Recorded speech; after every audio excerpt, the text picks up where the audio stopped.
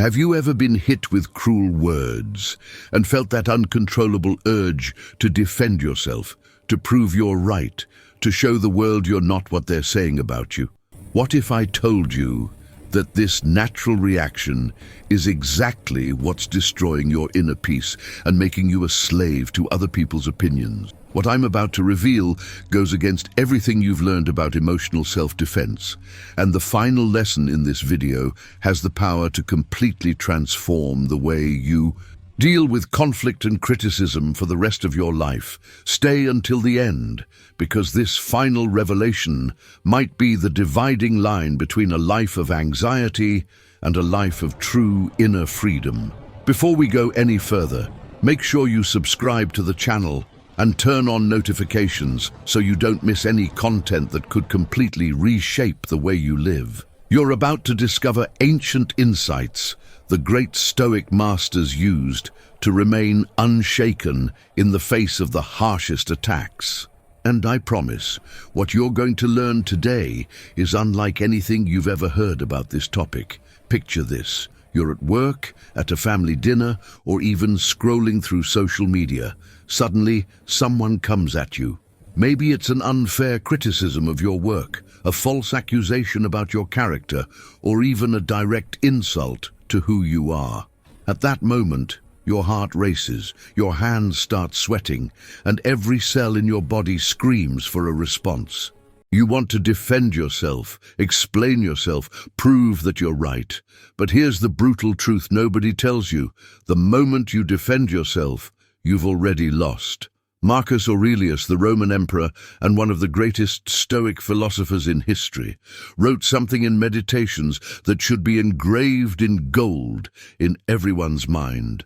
The best revenge is not to be like your aggressor. He wasn't talking about ignoring problems or being passive in the face of injustice. He was revealing something profound about the nature of human conflict and where real power actually comes from. When you immediately defend yourself against an attack, you're doing three destructive things at once. First, you're giving your attacker exactly what they want: your emotional reaction, your energy, your time, your peace. Think about that. The person attacking you, consciously or not, is seeking a reaction. They want to see you shaken. They want validation that their words affected you. They want power over your emotions. The moment you react defensively, you hand them that power on a silver platter. Second, you validate the attack itself. This may sound counterintuitive, but it's a deep psychological truth. When you rush to defend yourself, you're implicitly agreeing that the accusation deserves your attention. You're saying, through your actions, that those words carry weight, that the other person has authority over your worth, that you need their approval or understanding in order to stay at peace. And third, you expose your deepest insecurities. A person who is truly secure doesn't crumble under external attacks because their identity isn't built on other people's opinions. They know who they are. They know their values. They know their intentions. External attacks crash against them like waves against a solid rock, loud, dramatic, but ultimately powerless. Epictetus, another giant of Stoic philosophy, born a slave and later one of the most respected teachers of his era, taught something revolutionary. We are not disturbed by external events, but by the meaning we attach to them. When someone attacks you, the attack itself has no inherent power. The power lies in the meaning you assign to it, in the importance you give to their words, in the authority you allow that person to have over your emotional state. But here's where things get truly interesting, and you need to pay close attention because this can change everything for you. The Stoics weren't preaching passivity or weakness. They were teaching the most sophisticated and powerful form of strength that exists: absolute self-control. When you choose not to defend yourself immediately, you're not being weak. You're being strategic. You're operating at a higher level of consciousness than your attacker. Do you know the difference between reacting and responding? Reacting is automatic, emotional, instinctive. It's like a reflex. You get poked, you jump. Responding, on the other hand, is conscious, deliberate, intentional. There is a space between the stimulus and your action, and in that space lies your freedom and your power. The Stoics called this the power of deliberate pause.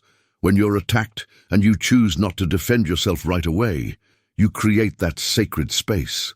In that space, you can ask powerful questions. Why is this person attacking me? What are they really communicating through this attack? Is there any truth here that I need to examine? Does this situation even deserve my energy? What response, if any, aligns with my values and with the person I choose to be? Seneca, the third great pillar of Stoicism, advisor to emperors, and one of the wealthiest and most influential men in Rome, wrote extensively about anger and how it enslaves us. He described anger as a form of temporary madness, a loss of control that makes us say and do things we normally never would, and immediate self-defense almost always springs from that anger, from the feeling of being wronged, from the need to restore our image in the eyes of others. But let's go deeper, because this isn't just ancient philosophy. This is modern science as well. Recent studies in neuroscience confirm exactly what the Stoics understood more than 2,000 years ago. When you're attacked, the amygdala, the primitive part of your brain responsible for the fight or flight response, is activated instantly. In that moment, the prefrontal cortex, the rational part of your brain, partially shuts down. You're literally not thinking clearly. You're operating in survival mode, and in survival mode, your responses are always suboptimal. Researchers have found that it takes about 6 seconds for adrenaline to start circulating through your system, and it can take up to 20 minutes for your hormone levels to return to normal after an emotional trigger. That means anything you say or do in the first moments after an attack is being driven by chemistry, not by your true conscious control.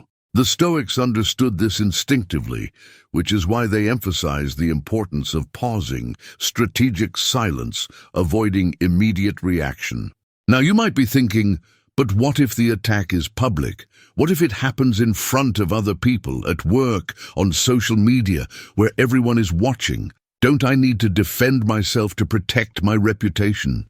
Here's one of the most counterintuitive and powerful lessons of Stoicism. Your real reputation isn't built by what you say about yourself, but by what you consistently demonstrate through your actions over time. Marcus Aurelius dealt with this constantly. As the emperor of Rome, he was publicly attacked by senators, generals, even members of his own family. Conspiracies were formed against him, false rumors spread, his competence questioned. And do you know what he did most of the time? Absolutely nothing. He simply kept doing his work with excellence, treating people with dignity, making decisions based on principle. Over time, his critics exposed themselves as gossips, while he revealed himself as a leader of character. If you're still watching, drop this in the comments. I choose inner peace. I want to see how many of you are truly ready for this transformation. The truth is, the people who actually matter, the people who truly know you, aren't going to change their opinion of you because of someone else's attack. And the people who do change their opinion based solely on accusations without any real investigation were never truly on your side to begin with. You don't need their validation. But here's something even more crucial. When you don't defend yourself immediately, you force your attacker to confront their own words. Think of it as a psychological mirror. When you don't react, don't push back, don't play the game, the attack just hangs in the air. The person has to face what they said, without the distraction of your reaction, without the validation of your frustration, without the fuel for the conflict they were hoping to ignite. This is extremely uncomfortable for the attacker. Human nature expects a reaction. When there is no reaction, confusion sets in, doubt appears, and a psychological vacuum opens that their own conscience starts to fill. Many attacks come from insecurity, unprocessed pain, or old wounds. When you refuse to feed the attack-defense cycle, you give the person, even if only for a moment, the chance to notice what's actually happening inside them. Now let me be very clear about something, because I know this part can be misunderstood. Not defending yourself immediately does not mean accepting abuse. It does not mean letting people walk all over you. It does not mean being a doormat or a victim. There's a huge difference between not reacting emotionally and not taking action when necessary. Stoicism is not about being passive in the face of injustice. It's about choosing your battles wisely and fighting them with clarity, not with uncontrolled emotion. If someone defames you in a way that harms your career, you can take legal action, but you do it strategically, calmly, without rage. If someone repeatedly disrespects you, you can set firm boundaries or even distance yourself from them. But you do this as a conscious decision about who you allow in your life, not as an emotional reaction to the disrespect. See the difference? One comes from strength, the other from weakness disguised as strength. Epictetus had a powerful mental exercise he recommended. Every morning before leaving home, he suggested that you remind yourself, "Today I will meet intrusive, ungrateful, arrogant, dishonest, envious, and antisocial people. But none of this will affect me, because I understand that they behave this way out of ignorance of what is good and what is bad. They cannot harm me, because no one can force me to do wrong or disturb my peace without my consent." Do you see what he's doing here? He's preparing you mentally, emotionally immunizing you before the attack even happens. It's like a psychological vaccine. When you already expect that people may act this way, when you've already decided that you won't let it affect you, the attack completely loses its power to surprise or destabilize you. There's something even deeper happening here that most people never notice. When you constantly feel the need to defend yourself, you're operating from a place of scarcity.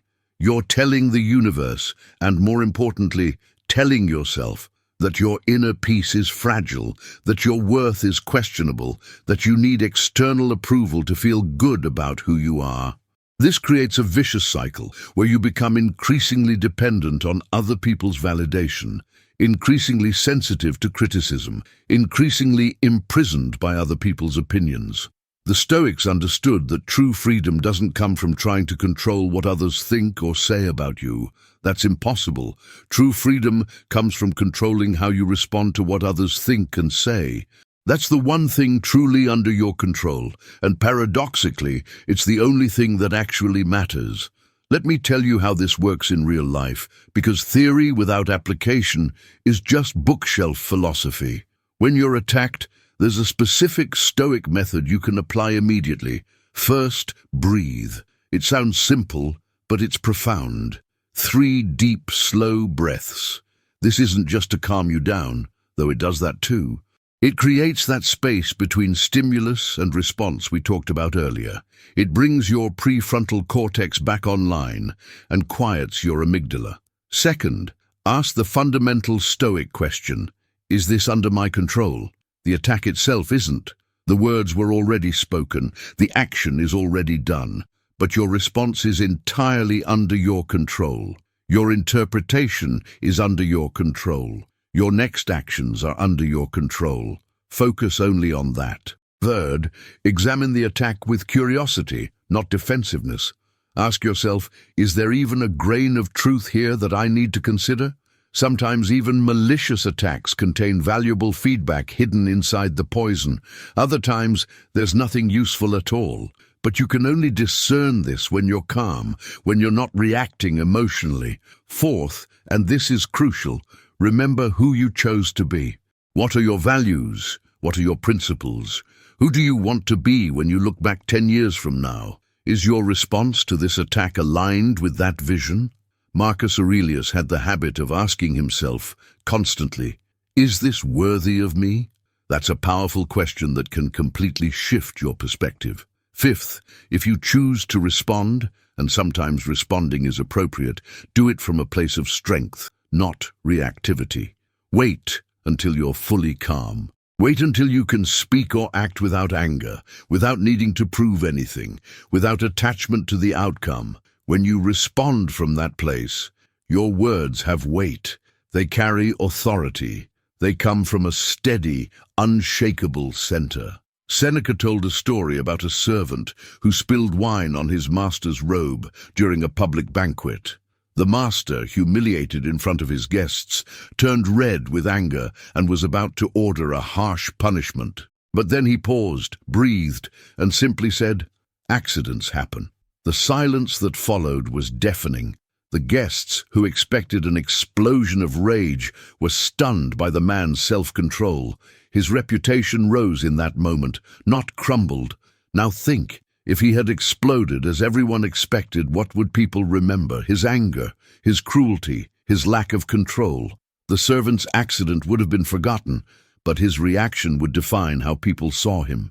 By choosing not to react, he transformed a potentially embarrassing moment into a demonstration of character. You have that same power in every interaction. Every attack you receive is a disguised opportunity. It's a chance to show who you really are. It's a test of your character, your growth, your emotional maturity. Truly strong people don't need to prove their strength. It simply radiates from them, through their actions, through their unshakable calm, through the dignity they maintain, even under pressure. And here's something that might sound completely contradictory, but stay with me because it matters. Sometimes the best response is gratitude.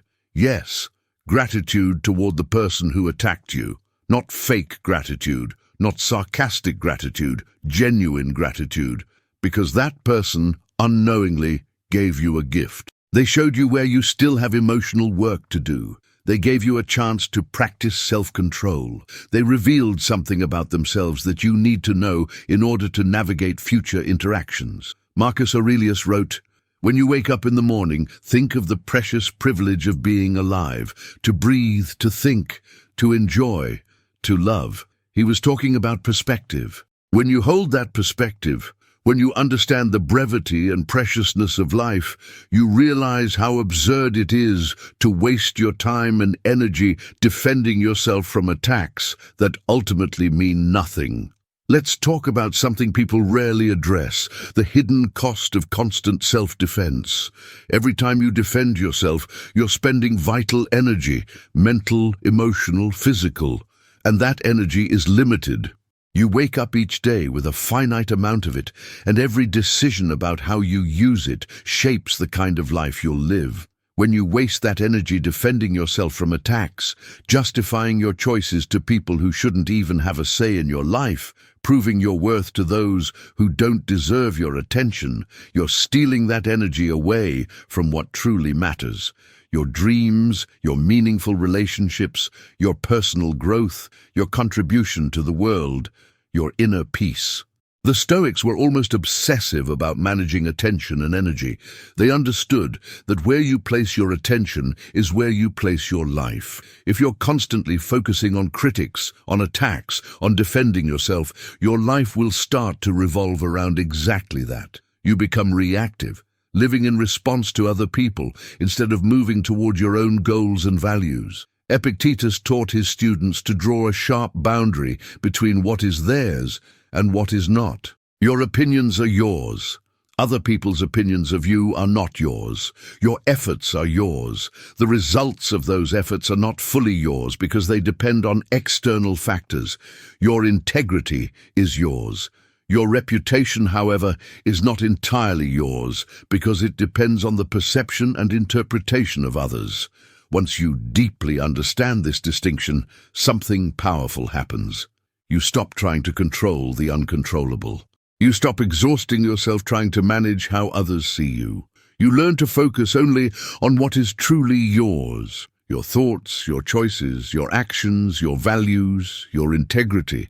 And here's the beautiful paradox. When you stop defending yourself, when you stop caring excessively about what others think, when you simply live according to your values and let your actions speak for you, your real reputation becomes stronger than anything you could ever build through verbal defense.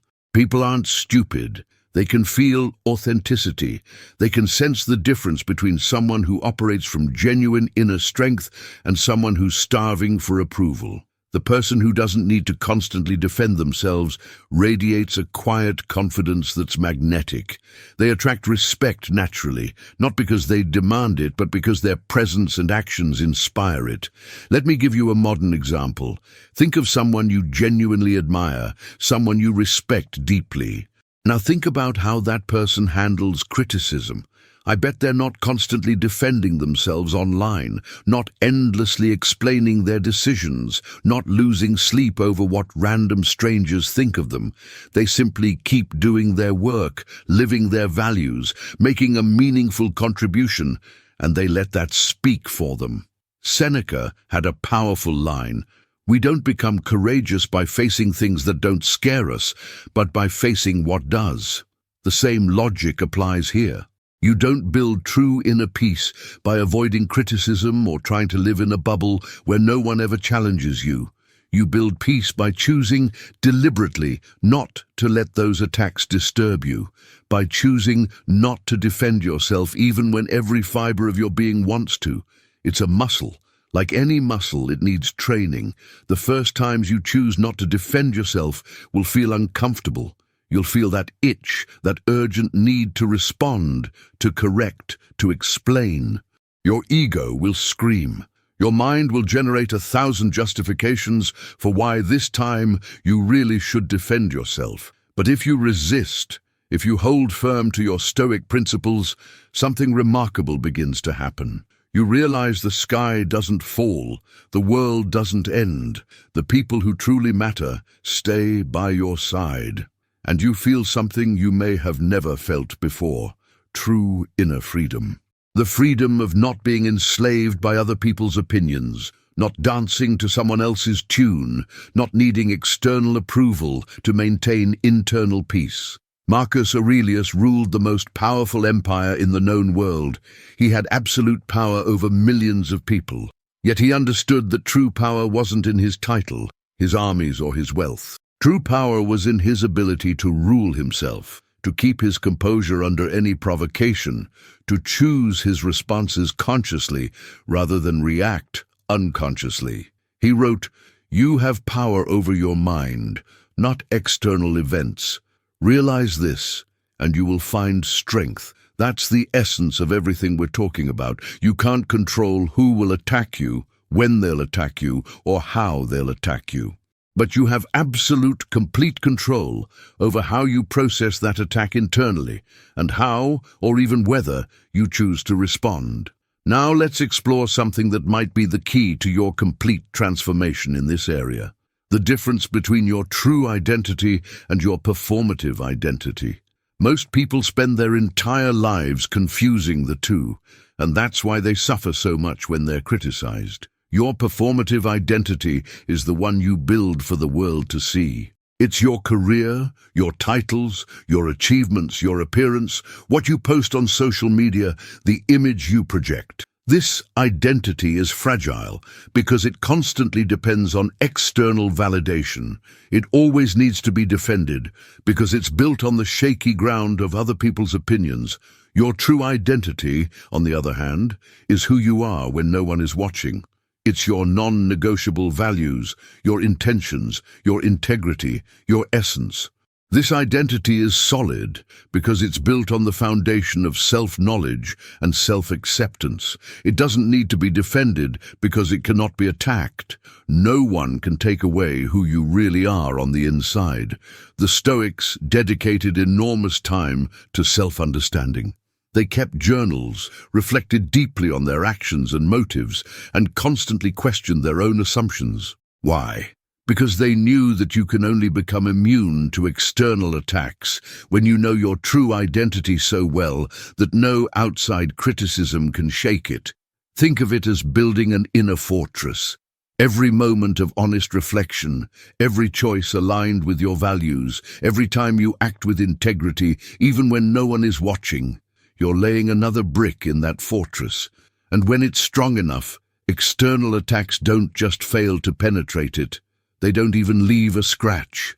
Epictetus had a student who was constantly worried about what others thought of him. He defended himself against every criticism, justified every decision, lost nights of sleep replaying conversations. Epictetus challenged him with a simple but profound question. If you know you're doing what's right, if you know your intentions are pure, if you know you're living according to your values, why do you need other people to know that too? The need to defend yourself comes from internal doubt, not external attack. This was a revelation for the student, and it should be for you as well.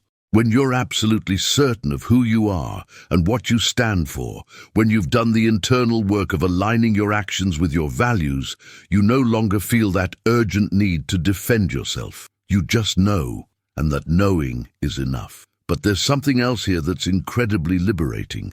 When you stop defending yourself, you also stop attacking others. You begin to realize that people who lash out are usually operating from the same insecurity that would make you defensive. They're projecting their own wounds, fears, and inadequacies. When you understand this, you develop compassion, not anger. You see beyond the attack to the pain fueling it. Marcus Aurelius practiced something revolutionary. When someone attacked or betrayed him, he tried to place himself in that person's perspective. What were they feeling? What pain were they carrying? What story were they telling themselves to justify their actions? This wasn't weakness. It was a sophisticated form of strength that completely dismantles the cycle of attack and counterattack. When you respond to an attack with genuine curiosity about what's driving the other person, when you respond with compassion instead of defensiveness, you not only free yourself from suffering, you also open the possibility of turning that interaction into something constructive. It doesn't always work, of course. Some people are so lost in their own pain that they can't receive compassion. But even in those cases, you keep your inner peace. Seneca wrote extensively about how our perceptions shape our reality. He said we're not affected by events themselves, but by the story we tell ourselves about those events. Two soldiers can be attacked in the same way. One feels humiliated and wounded. The other sees it as a test of character that makes them stronger. The difference isn't in the attack, it's in the interpretation. You have the power to choose which story you tell yourself about the criticism you receive. You can tell the story of the victim. Why does this always happen to me? People are awful. The world is unfair. Or you can tell the story of the Stoic warrior. This is an opportunity to practice my philosophy, to demonstrate my character, to grow stronger inside. Both stories are available. Which one will you choose? And here's something that can completely change your game. Start seeing every attack as a disguised teacher. What is this criticism trying to teach you? Maybe it's teaching you about human nature. Maybe it's showing you who the people around you truly are. Maybe it's revealing emotional attachments you still need to work on. Or maybe it's simply giving you a chance to practice what you preach about Stoicism. The Stoic masters didn't just tolerate difficulties, they actively sought them out as opportunities for growth. They knew you can't build muscle without resistance, you can't develop courage without fear, and you can't cultivate inner peace without external disturbances. The attacks you receive are the resistance against which your inner strength grows. And now we've reached the final revelation, the most powerful one of all, the one I promised at the beginning. The one that can completely transform your life. Pay very close attention, because this goes far beyond simply not defending yourself. This is about understanding the fundamental nature of reality and your place in it. The Stoics believed in something called Amor Fati, the love of fate. It's not passive resignation. It's something far deeper and far more transformative. It's the ability to love everything that happens to you, including the attacks, the criticism, the difficulties, because all of it is part of the fabric of your journey. All of it is carving you into the person you're destined to become. Marcus Aurelius took this to the extreme.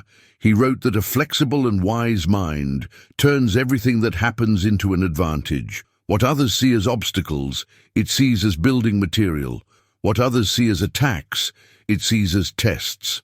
What others see as reasons for despair, it sees as reasons to grow.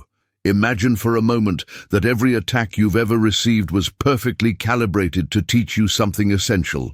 That every critic who crossed your path wasn't there to break you, but to strengthen you.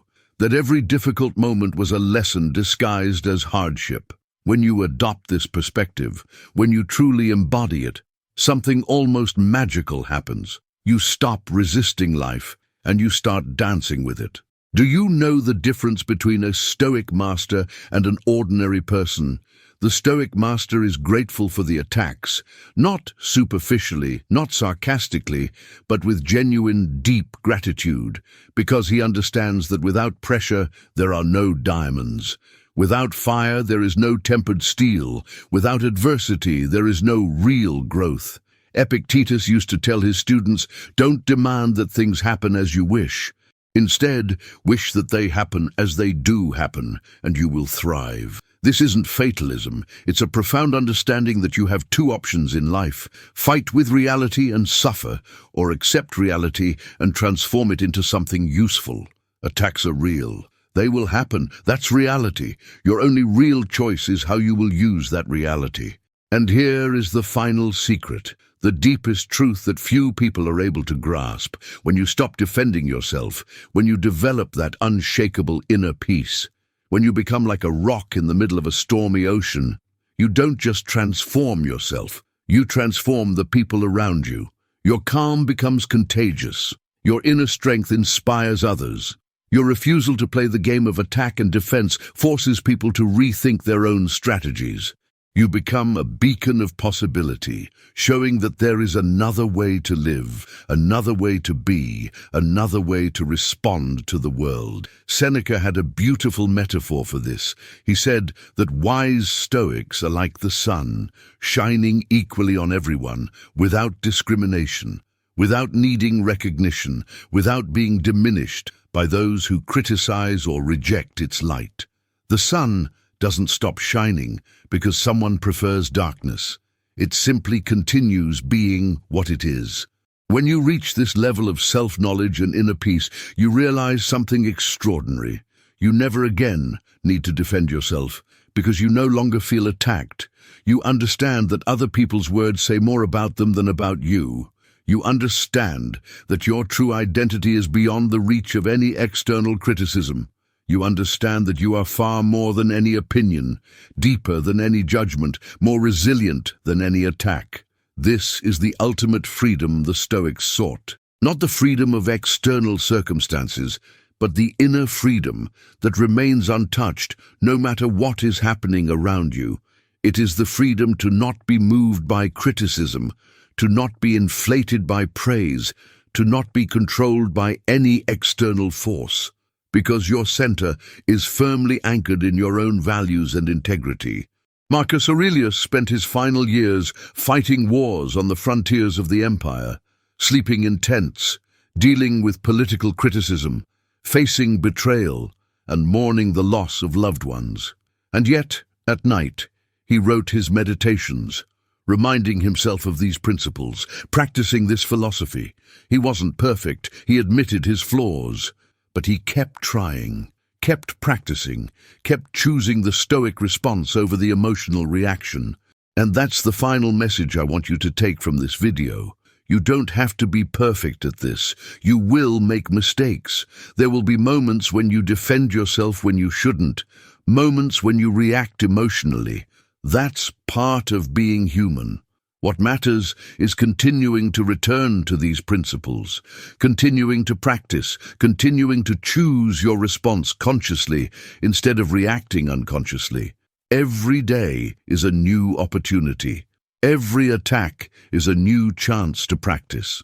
Every criticism is a new invitation to demonstrate your inner strength, and with time, with consistent practice, you'll realize that the urgent need to defend yourself simply fades away. You become unshakable, not because you've built walls around yourself, but because you've built a fortress within. So here's my challenge to you. The next time you're attacked, remember everything we've talked about. Take a deep breath. Create that sacred space between the stimulus and your response. Ask yourself, is this under my control? Is there any truth here I need to examine? Does my response align with my values?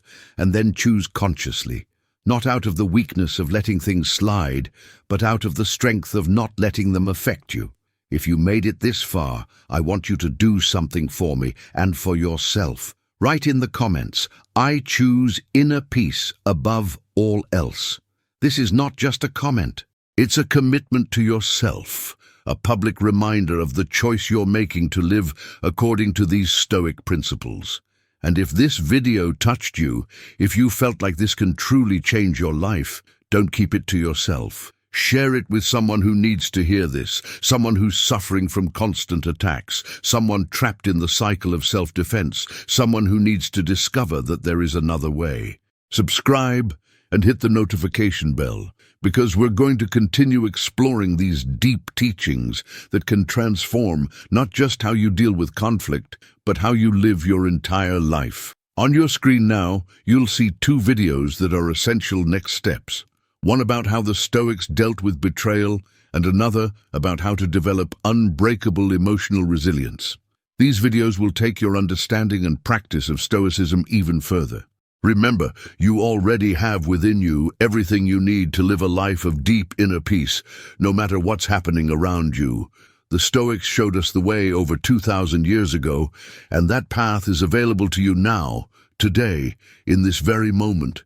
The only question that remains is, are you ready to walk it? Thank you for watching until the end. Your presence here shows that you are committed to your own growth, and that is something worth celebrating. Until the next video, stay strong, stay wise, and above all, stay true to yourself.